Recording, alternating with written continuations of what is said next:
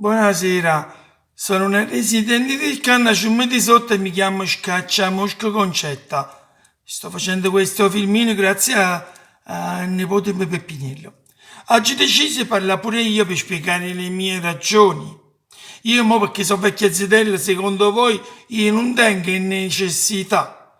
Per prima cosa vorrei rispondere al Cavalier Benito per dire che la mia cappella a Camposanto non si è appicciata. C'è stata solo una piccola fiammata che ha spurcato un po' le mura.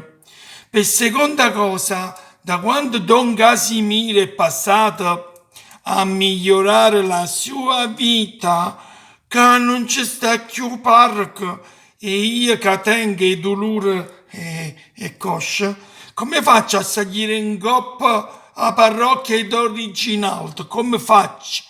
Ma tanto che nessuno mi pensa. Poi per terza cosa volimmo parlare o pallone? Che dentro cortile guaglioni giocano giorno e notte. Mamma mia, nessuno le dice niente, che non si dorme più. Ma tanto che nessuno mi pensa.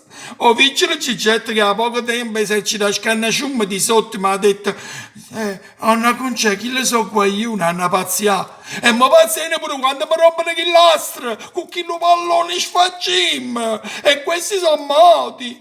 Ma tanto a me nessuno ci pensa. Per quarta cosa, la guardia medica sta a fianco a Chiesito Reginaldo, sempre a scannasciumma di sopra. E quindi io non riesco a fare un controllo.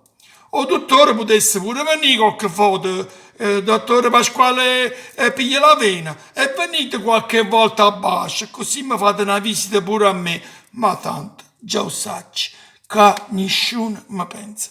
Infine voglio chiedere al signor sindaco se può pignorare la mia causa. Due cose. O Torre Cinaldo scende a Bascia per dicere la messa, o l'arcivescovo di Spazzavilla a mare mannano parco. E con questo ha già finito di parlare. Vi saluto, Onna Concetta Scacciamosca di Scannasciummo di sotto.